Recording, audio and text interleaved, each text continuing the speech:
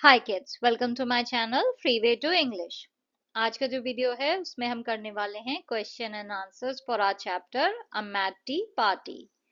Now जो हमारा पहला क्वेश्चन है उसमें आपको बोला गया है read the passage aloud playing the roles of the different characters. तो जो आपका चैप्टर है उसमें एलिस का कैरेक्टर है, मार्च हेयर का है, मैड हेटर का है और डोरमाउस का है। तो आपको ये सारे रोल्स जो है प्ले करने हैं अलग अलग लोगों को, और ये जो चैप्टर है ये पढ़ के फिर सुनाना है। तो ये एक्टिविटी आपको खुद से करनी है। नेक्स्ट क्वेश्चन में जो है आपको 3 सिली रिमार्क्स जो हैं वो बताने हैं जो चैप्टर में बोले गए हैं, एलिस के अलावा किसी कैरेक्टर ने बोले हो। तो 3 स्टूपिड सी बातें जो हैं वो किसी कैरेक्टर ने की हो वो आपको यहाँ पे लिखनी है। तो यहाँ पे पहला है, मार्च हेयर ने कहा था हैव सम वाइन। नाउ ये स्टूपिड सी बात क्यों है? क्योंकि टेबल पे वाइन तो थी नहीं, फिर भी जो है वो एलिस को ऑफर कर रहा था कि वाइन पी लो। हैटर ने कहा था why is a raven like a writing desk. तो उसने ये रिडल पूछा था बट इस रिडल का जवाब तो किसी को भी नहीं पता था।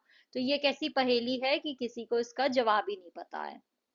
डॉर्माउस ने कहा था I breathe when I sleep is the same thing as I sleep when I breathe. तो ये जो दोनों चीजें हैं ये बहुत ही स्टूपिड सी हैं। आप बोलो कि आप सांस लेते हो जब आप सोते हो, या फिर जब आप सोते हो तब आप सांस लेते हो।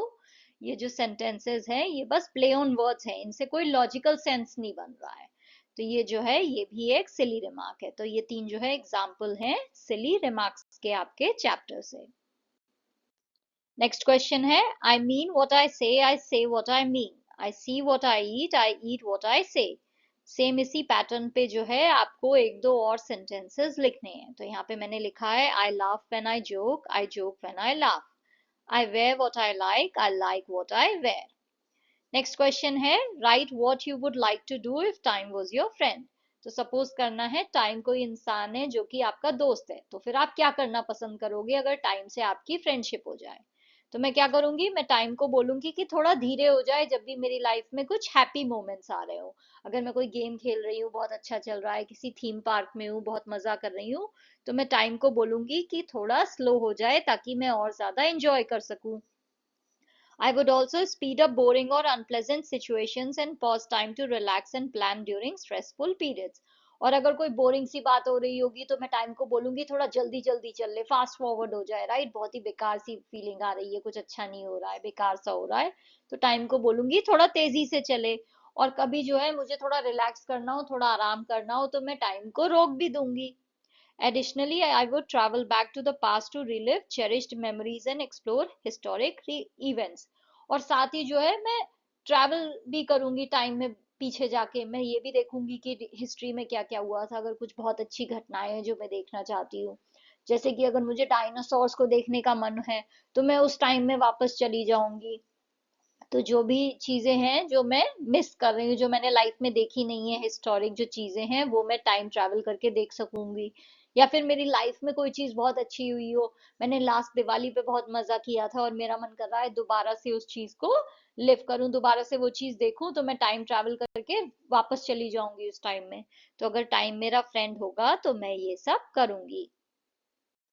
नेक्स्ट क्वेश्चन में जो है आपको रेवन और राइटिंग डेस्क में एक सिमिलैरिटी लिखनी है और साथ ही 5 डिफरेंसेस लिखने हैं। तो सिमिलैरिटी क्या हो सकती है? दोनों ही जो है उसमें सीक्रेट्स होते हैं। नौ जो रेवेंस होते हैं वो आसमान में उड़ते रहते हैं, राइट, तो वो नीचे सब कुछ देख रहे हैं, उन्हें सब पता है दुनिया में कहाँ क्या हो रहा है। बट वो किसी को भी ये बात कहते नहीं है क्योंकि वो तो बस काव काव कर रहे हैं, राइट, कॉज कर रहे हैं, काव काव कर रहे हैं। तो वो सीक्रेट्स अपने अंदर रखते हैं। ऐसे ही जो राइटिंग डेस्क होती है उसकी जो ड्रॉर्स होती हैं उसमें भी लोग अपने सीक्रेट्स लिख के रखते हैं, राइट। आपने कोई लेटर लिखा हो वो ड्रॉर में रख दिया, किसी को पता नहीं चलेगा। तो दोनों ही चीजें जो है उसमें सिमिलैरिटी ये है कि दोनों ही जो है सीक्रेट्स अपने अंदर रखते हैं। डिफरेंसेस क्या क्या है रेवन और राइटिंग डेस्क में? दोनों का पर्पस अलग है। रेवन जो है वो एक चिड़िया है जबकि राइटिंग डेस्क एक फर्नीचर है।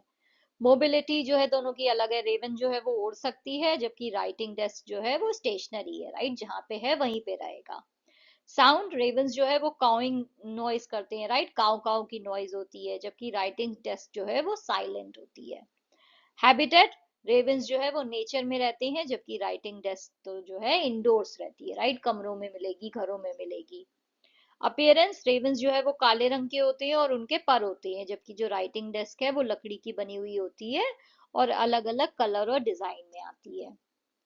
नेक्स्ट क्वेश्चन में जो है आपको बोला गया है लाइब्रेरी में जाके आपको ये बुक पढ़नी है, एलिस इन वंडरलैंड। तो ये एक्टिविटी आपको खुद से करनी है और मैं एडवाइस करूंगी कि ये बुक आप जो है जरूर पढ़ें।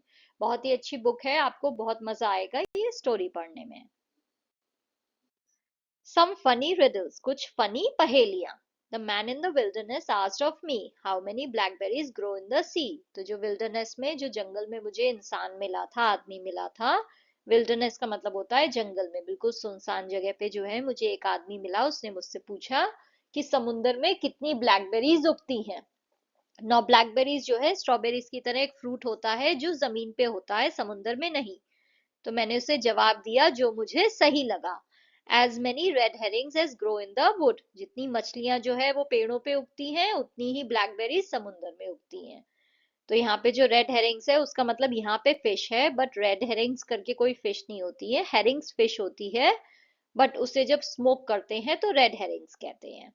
एंड रेड हेरिंग साथ में एक फ्रेज भी है जिसका मतलब होता है जब भी आप जो है किसी इंसान को किसी मेन टॉपिक से भटकाने के लिए कुछ और चीज कह दो, कि मैंने आपसे पूछा कि तुम्हारा एग्जाम कैसा हुआ और आप मुझे जो है जवाब में कुछ और ही कह दो कि मैंने खाना खा लिया है या फिर मैंने खाना नहीं खाया है, तो वो हो गया रेड हेरिंग, जब आप मेन टॉपिक से भटकाने के लिए कुछ और कह रहे हो। The man in the wilderness asked me why his hen could swim and his pigs could fly. तो जो आदमी मुझे जंगल में मिला था उसने मुझसे पूछा कि क्यों उसकी मुर्गियां जो हैं वो तैर रही हैं और उसके जो सुअर है वो उड़ सकते हैं। तो मैंने जो है उसे तेजी से जवाब दिया जो मुझे सही लगा। ब्रिस्कली का मतलब तेजी से, फटाफट। मैंने उससे क्या कहा था, मैंने उससे क्या कहा, because they were born in a cuckoos nest, क्योंकि वो पागल खाने में पैदा हुई थी। तो मैंने क्या कहा कि तुम्हारी मुर्गियां जो है वो इसलिए तैर पा रही हैं और तुम्हारे सुअर जो है इसलिए उड़ पा रहे हैं क्योंकि वो पागल खाने में पैदा हुए थे। The man in the wilderness asked me to tell the sands in the sea and I counted them well, says he with grin, and not one more. I answered him bravely, you go and make sure. तो जो जंगल में मुझे आदमी मिला था उसने मुझसे पूछा कि समुद्र में कितनी रेत है, मुझे गिन के बताओ। तो मैंने अच्छे से काउंट करके उसे जवाब दे दिया। तो उसने जो है हंस के मुझसे कहा कि जो तुम कह रहे हो बस उतनी ही रेत है, उससे एक भी इंच ज्यादा नहीं है, उससे एक भी ज्यादा नहीं है। तो मैंने उससे कहा बिल्कुल बहादुरी के साथ, हाँ बिल्कुल जो मैं कह रहा हूँ उतनी ही रेत है, अगर तुम्हें यकीन नहीं है तो जाके खुद गिन लो। राइट, कोई समुद्र की रेता तो गिन ही नहीं सकता है, तो मैं अगर उससे कुछ भी नंबर कह दूंगी उसे मानना पड़ेगा। अगर उसे गलत लग रहा है तो वो गिन के बताए कि क्या है, क्या सही क्या नहीं। राइट। तो ये जो है इस तरह की ये फनी पहेलियां हैं जिनका जो आंसर है वो जो है फनी है। जैसे कि वो पूछ रहा है कि कितनी ब्लैकबेरीज उग रही हैं समुन्द्र में, तो मैंने कह दिया उतनी जितनी की मछलियां उड़ रही हैं, उग रही हैं पेड़ पे। अगर उसने मुझसे कहा कि मुर्गियां क्यों तैर रही हैं और सुअर क्यों उड़ रहे हैं, तो क्योंकि वो पागल खाने में पैदा हुए थे। अगर उसने कहा कि समुंदर में कितनी रेता है ये गिन के बताओ, तो मैं नंबर दूंगी और कहूंगी कि अगर तुम्हें सही नहीं लग रहा है तो तुम खुद काउंट कर लो। नेक्स्ट है आपका project time tables. We all follow a class time table made by the school. Imagine for a minute what will happen if there was no time table for your class. तो अगर आपकी class में अगर time table ही ना हो तो सोचिए क्या होगा। तो क्लास जो है बिल्कुल केओस में आ जाएगी, बिल्कुल अफरा तफरी मच जाएगी, किसी को समझेगा ही नहीं क्या करना है। राइट, अगर टाइम टेबल ही नहीं है तो टीचर और स्टूडेंट्स उन्हें समझ में ही नहीं आएगा कि कौन सा सब्जेक्ट उन्हें पढ़ना है या पढ़ाना है। कोई भी कभी भी आ जाएगा, कोई टाइम टेबल नहीं है तो इससे जो है बहुत ज्यादा कंफ्यूजन हो जाएगा और टाइम की वेस्टेज भी होगी। राइट, अगर एक क्लास में दो टीचर साथ में पहुंच गए या सारे बच्चे जो है कहीं और बाहर खेलने पहुंच गए, तो अगर टाइम टेबल नहीं होगा तो बहुत ही कंफ्यूजन होगा और टाइम की वेस्टेज होगी। Apart from class school, where else are you likely to find a time table useful. आपको कहाँ कहाँ टाइम टेबल यूजफुल मिलता है? एक तो पब्लिक ट्रांसपोर्ट में, राइट, बस ट्रेन या फ्लाइट के स्केड्यूल्स का टाइम टेबल होता है। वर्क प्लेसेस पे होता है कि मीटिंग या डेडलाइंस जो है कि भाई इस टाइम पे मीटिंग है, इस टाइम पे तुम्हें ये प्रोजेक्ट सबमिट करना है। स्पोर्ट्स इवेंट में टाइम टेबल होता है जो कि बहुत जरूरी है। पर्सनल लाइफ में भी होता है कि जैसे मैंने टाइम टेबल सेट कर रखा है, मंडे को मैं सफाई करूंगी, ट्यूसडे को कपड़े धुलने हैं। हॉस्पिटल्स में टाइम टेबल होता है, डॉक्टर के अपॉइंटमेंट जो है वो सेट होते हैं, सर्जरीज कौन से डे पे होंगी वो सब जो है स्केड्यूल होता है। तो टाइम टेबल जो है इन सारी जगह पे जो है बहुत यूजफुल है। नेक्स्ट जो है आपको टाइम टेबल बनाना है आपके डेली रूटीन का, स्कूल डे पे, हॉलीडेज में और एग्जामिनेशन में। तो यहाँ पे जो है मैंने आपको टाइम टेबल जो है तीनों चीजों के बना के दिए हैं, आप इन्हें चेंज भी कर सकते हो अपने हिसाब से। नाउ स्कूल डे पे जो है 6:30 से 7 के बीच में हम उठेंगे, नहाए धोएंगे। 7 से 7:30 के बीच में ब्रेकफास्ट, 7:30 से 8 के बीच में स्कूल जाना, 8 से 2:30 तक स्कूल का टाइम होगा। फिर 3 तक घर आ जाएंगे, 3 से 3:30 के बीच में लंच।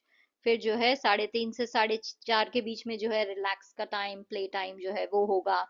4:30 से 6:30 के बीच में होमवर्क और स्टडीज हम अपना फिनिश करेंगे। 6:30 से 7 के बीच में शाम के स्नैक्स। 7 से 8 के बीच में रीडिंग होगी या फिर जो भी लेजर टाइम है, आप गेम खेलना चाहते हो या कुछ टीवी देखना चाहते हो। 8 से 9 के बीच में डिनर। 9 से 9:30 के बीच में बेड के लिए रेडी होना, ब्रश वगैरह करना है वो सब, और 9:30 के बाद सोना। हॉलीडे पे क्या टाइम टेबल है? 7:30 से 8 के बीच में उठेंगे, नहाए धोएंगे। 8 से 9 के बीच में ब्रेकफास्ट। 9 से 11 के बीच में टीवी देखना, गेम्स खेलना। 11 से 12:30 जो है स्टडी या फिर कोई किताब पढ़ना। 12:30 से 1:30 के बीच में लंच। फिर 1:30 से 3 के बीच में रिलैक्सेशन या फिर सोना। 3 से 5 बजे के बीच में कुछ भी हॉबीज या क्रिएटिव एक्टिविटीज या गेम खेल रहे हैं जो भी। 5 से 6:30 के बीच में प्ले टाइम। 6:30 से 7:30 इवनिंग स्नैक्स। 7:30 से 8:30 family time and TV, and 8:30 से 9 के बीच में डिनर, एंड 9 बजे सोना। नाउ एग्जाम्स के टाइम में हमारा टाइम टेबल क्या होगा? 5:30 to 6 जो है उठ के नहाना धोना। 6 से 7 के बीच में रिवीजन। 7 to 7:30 breakfast. 7:30 to 8 एक ट्रैवल टू एग्जाम सेंटर या स्कूल ट्रैवल करना। 8 से 1 के बीच में एग्जाम होगा। 1 से 2 के बीच में लंच एंड रिलैक्सिंग। 2 से 4 के बीच में नेक्स्ट सब्जेक्ट की तैयारी। 4 से 4:30 छोटा सा ब्रेक हम लेंगे, शॉर्ट ब्रेक। 4:30 से 7:30 स्टडी करेंगे जितने भी चैप्टर्स हैं। 7:30 से 8 डिनर। 8 से 9:30 क्विक रिवीजन, एंड 9:30 पे सोना। Thank you for watching. If you liked the video, please like, share and subscribe the channel. Thank you.